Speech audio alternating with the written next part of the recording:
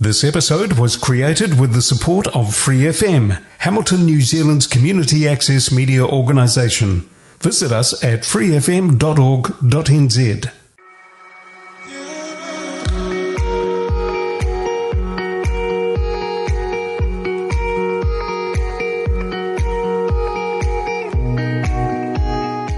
Hello and welcome to another episode of ReThinking Mental Wellbeing. This is our community podcast where we can talk about everything related to depression and anxiety. My name is Andre and I want to thank you for being with me over the next half an hour as we share this space of lived experience where we can talk about how to live the best version of our authentic life. So, if you're ready, then I'm ready.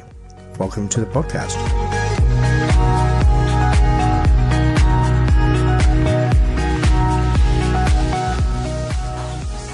Hey, welcome back to Rethinking Mental Wellbeing. This is part 2 of a 2-part session we're going to do on stress. Last week we talked about the reasons why we need to have stress in our life. That it's a biological survival and movement mechanism. And this is activated when there's a perceived threat to our internal, within our body, or our external environments. Is also activated when we need to move towards or lean into something as a challenge. So what we do often is we're going to put good stress and bad stress under the one category of stress and misinterpret the good stress that we need to feel, e.g. leaning into something, under the same category that all stress is harmful or all stress is unhealthy, which is not. We also learned how stress affects us, in particular in this modern day life that we're living, and how easily overwhelmed we become because the world that we find ourselves in is a mismatch to the way that our biology is designed to live in. We talked about a state that is the opposite of this fight or flight state. This is called our rest and digest state, or our rest and recover state. And in this place, healing and recovery happens. Hence the name rest and recover. And this is due to the replenishing of energy spent. So when we're in this protective and survival fight or flight response, we're using a lot of energy out, expending a lot of energy, but your biology is wanting to get that back and to recover from that. And these days, we don't spend enough time in recovery to be able to replenish what is lost. And so we find ourselves in a state of chronic stress. Now we're going to talk about the good things that happen within stress and how you can leverage stress to your advantage and essentially change the direction that you want to go into. We're going to talk about how you can use stress, often felt as effort, when creating new habits or a healthier framework of life, to move you into the area of growth and learning by leveraging stress for this particular purpose. This is what they call a growth mindset. So I'm still talking about stress, but now I'm going to talk about it in a different way, through a different lens, for a different purpose.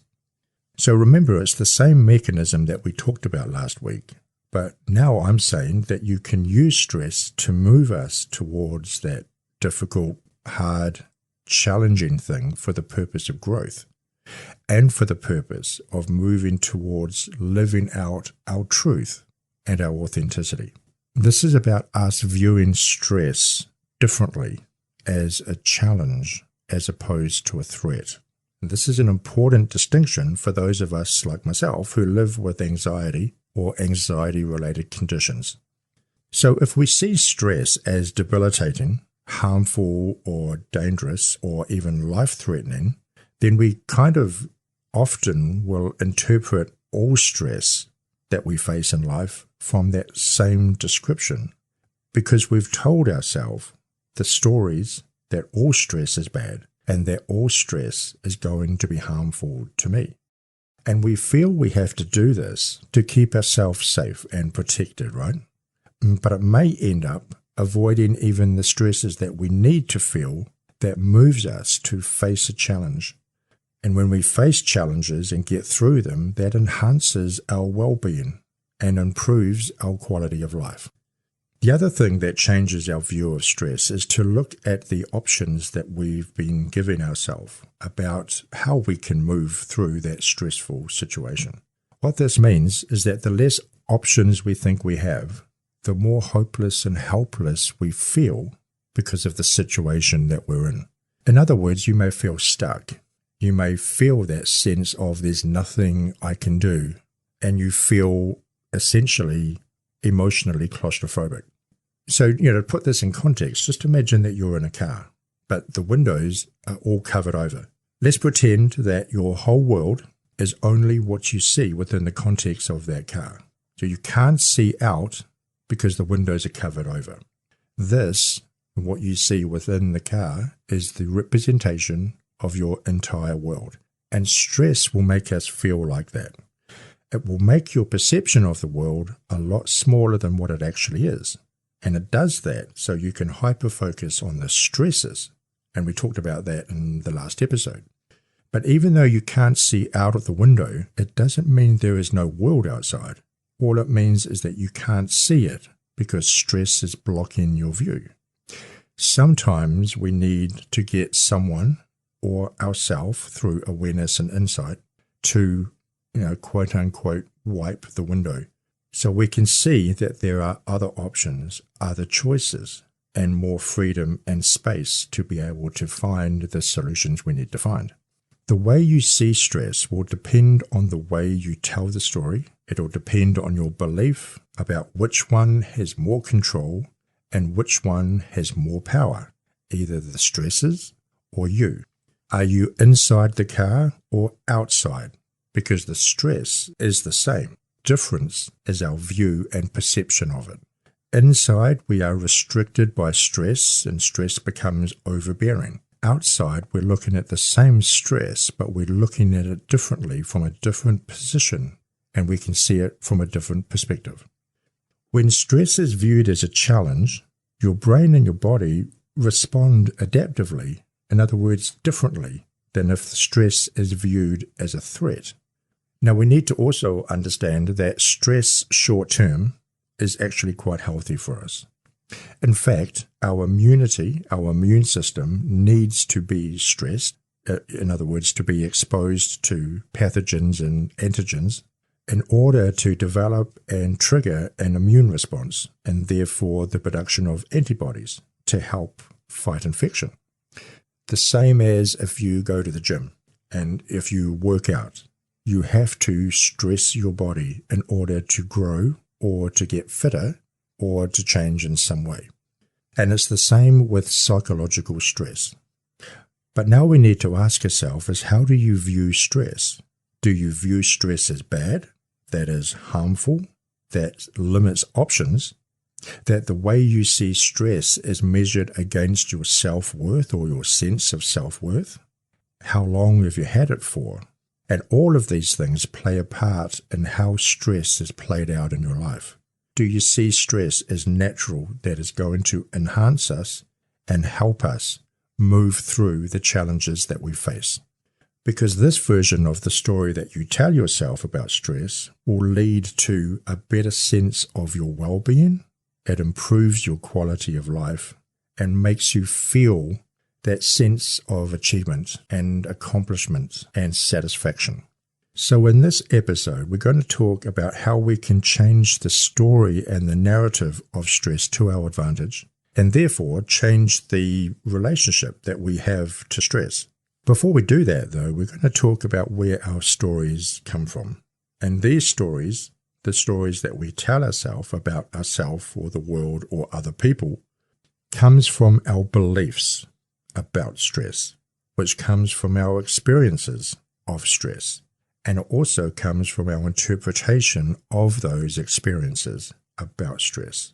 These beliefs that we've formed are narrated to us through these stories that we tell ourselves about what we can expect to happen when we are in stress. And we get this information by our experiences and our interpretation of those experiences in our past. Neuroscientists call this the predictive brain. You're always asking yourself, whether consciously or unconsciously, What is this situation or circumstance or event that I'm in similar to in my past? And we do this to predict whether we are safe or under a potential threat. And we try and do this before the occurrence of that threat. We're going to talk about beliefs in future episodes, but just understand for now that your beliefs are what you have about yourself and the world and other people is the lens that you see everything through. So when we change the title of stress from being good or bad to being healthy or unhealthy, the story that we tell ourselves looks a little bit different. The belief is different because if you mix the term good and bad stress with feelings of insecurity and a sense of low self-worth, we're going to misinterpret that as we are good or bad. And that makes us see less options to be able to push past or push through the stress, and therefore use stress to our advantage. We are narrating, creating creatures, and we often believe that our circumstance or our environment or our experiences create our stories. But what we find more powerful is telling the story the other way around, that our stories change our environment and it allows us more options and as a result, looking at the possibility of new things to be able to get past the obstacle that's in our way.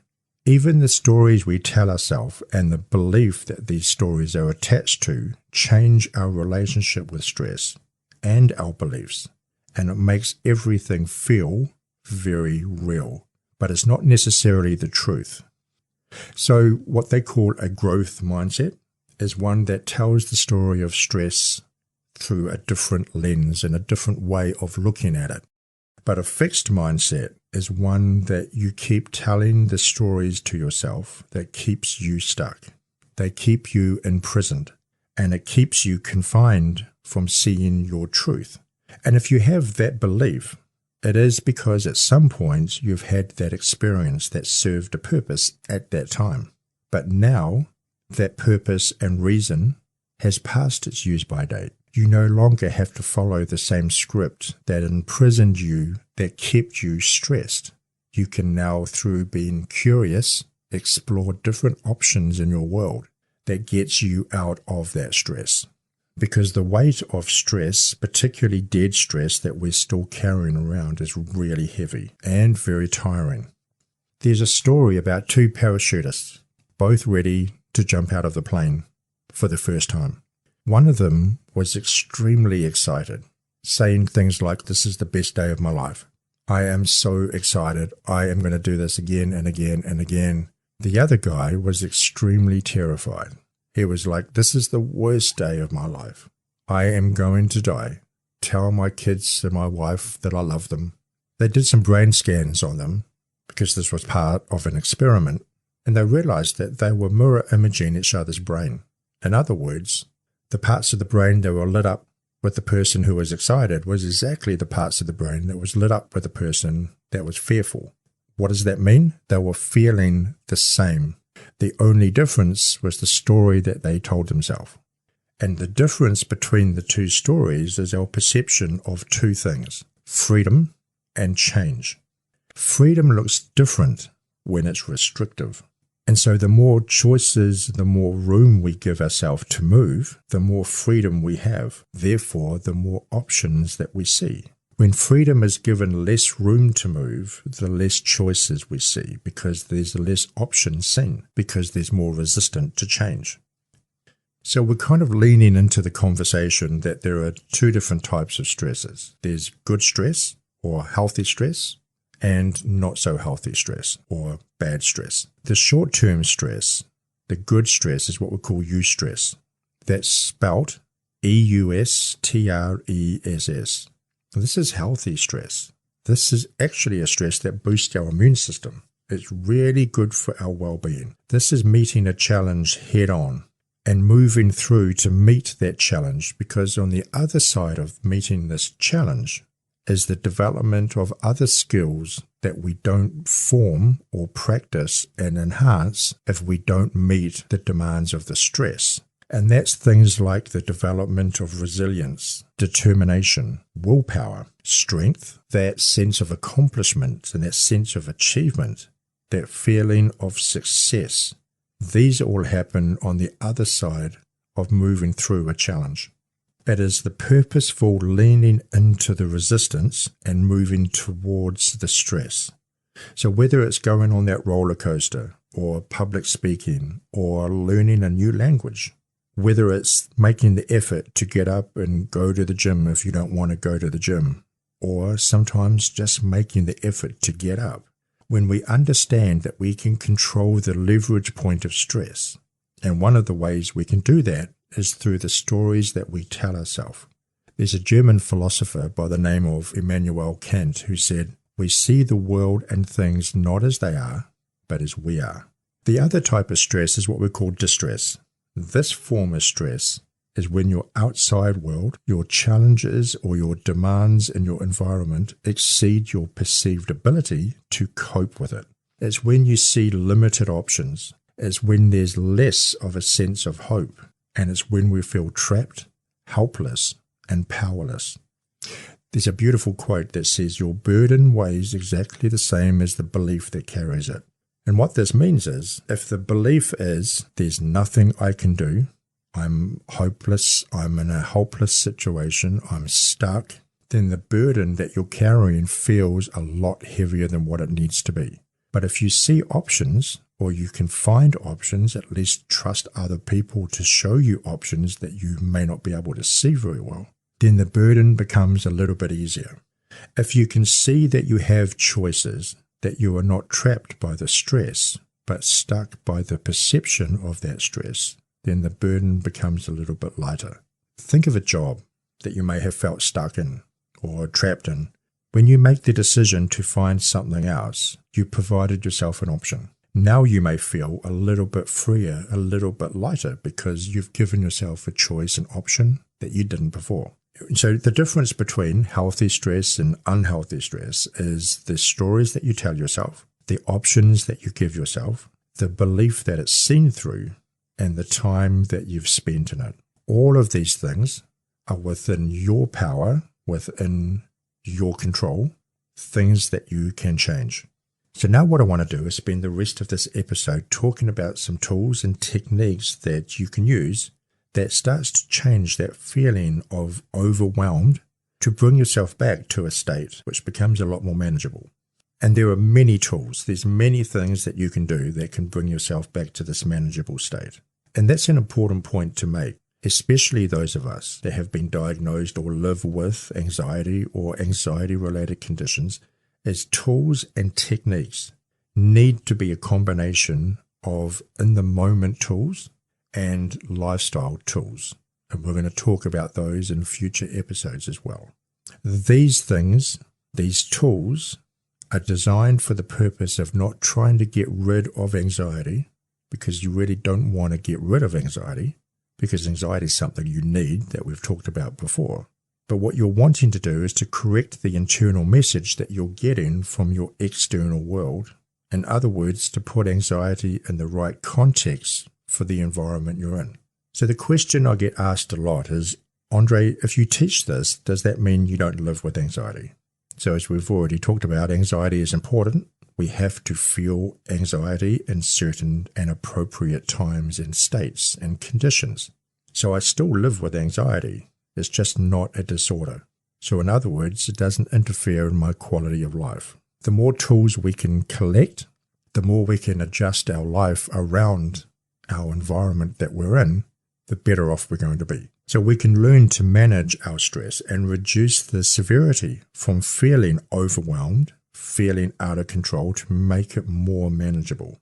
The more we practice the skills that we learn in all of these episodes, the more options we have to manage it. And when you're in a better position to be able to manage something and having that sense of control and autonomy, particularly with anxiety, we suddenly don't feel so trapped with it. We don't feel so victimized by it. So this is really about developing your tools, your techniques, and your lifestyle through the development and practice of these skills we're going to be talking about in future episodes for the main purpose of improving your quality of life. So one of the things we can do that can change the way that we see this is change the demands that are put on us. We could also look at changing the capacity and our ability to cope, and we can change the perception of being overwhelmed by stress. All of these three things are within our control. In other words, they are things that we can do something about. So does changing all of these things means that we're never going to feel stress again? Of course not. But it does change the way that we can deal with it.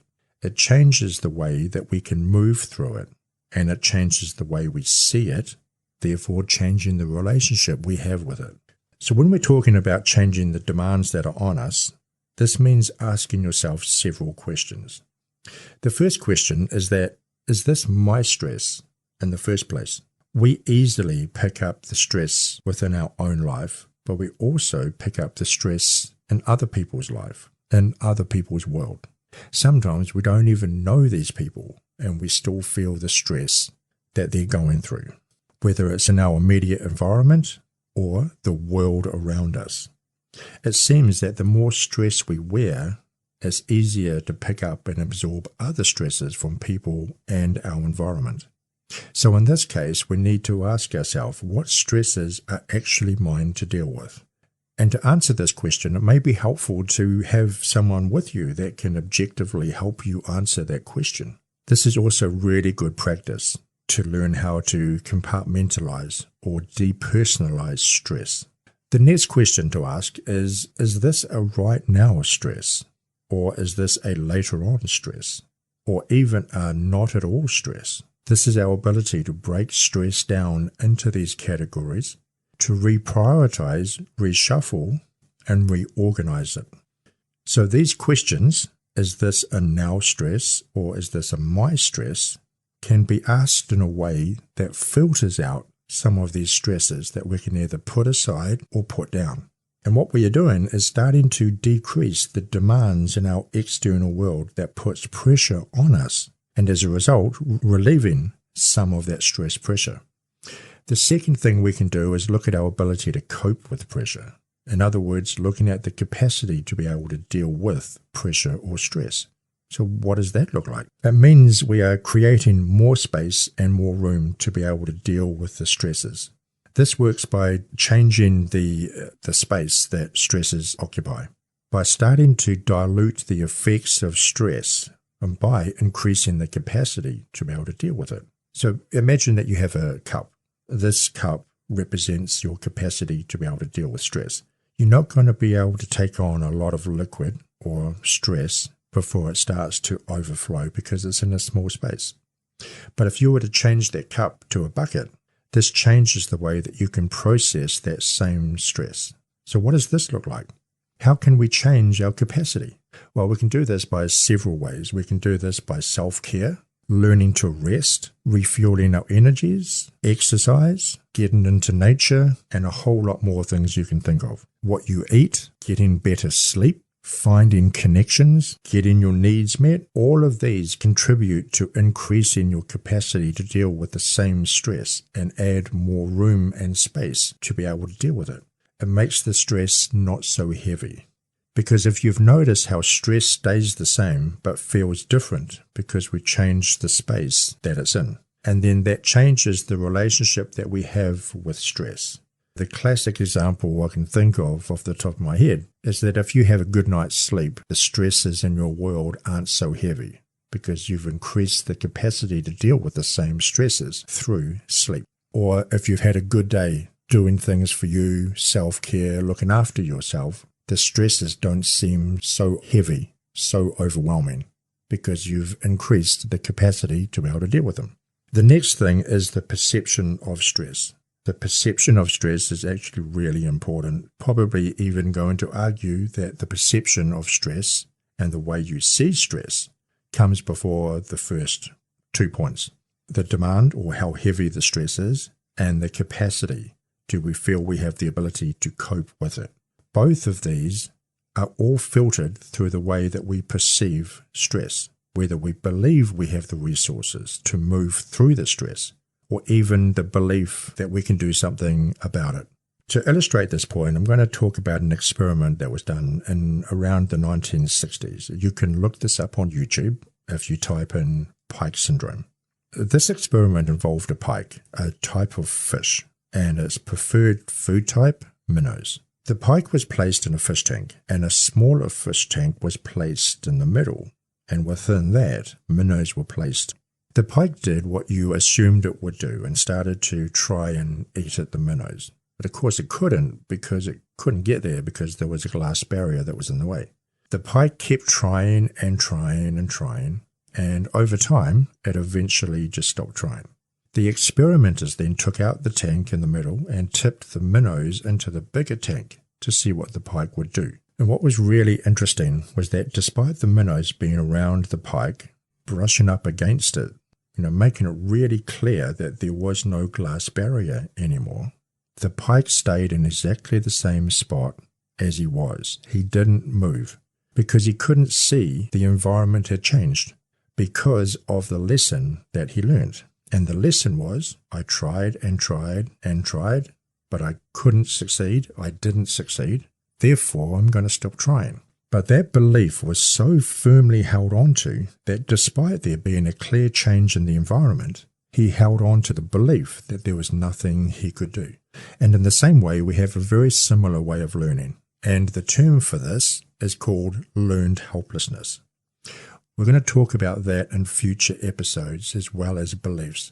But for the sake of this episode, just understand that it's often easier to start with decreasing the demands around us and increasing our capacity to cope before we start to change the perception of whether we can or not.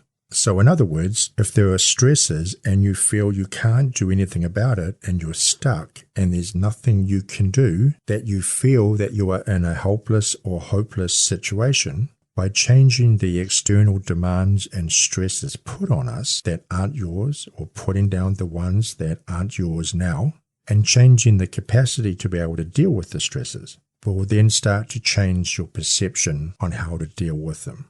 We're not helpless because we can't change the situations. We are helpless because we believe we can't change the situation. And it's this belief that becomes quote-unquote proof that we are right by our actions and our non-actions, reconfirming the story that we tell ourselves that there's nothing we can do because we're not doing anything. So that's all I've got for this episode. Thank you for joining me today, and I hope that you've got something useful from this discussion. And if you have any questions you would like us to discuss on future episodes, then please email me at rethinkingmentalwellbeing@gmail.com. I'd love to hear from you. So until then, go well, go in peace, have a great week, and we'll see you next time.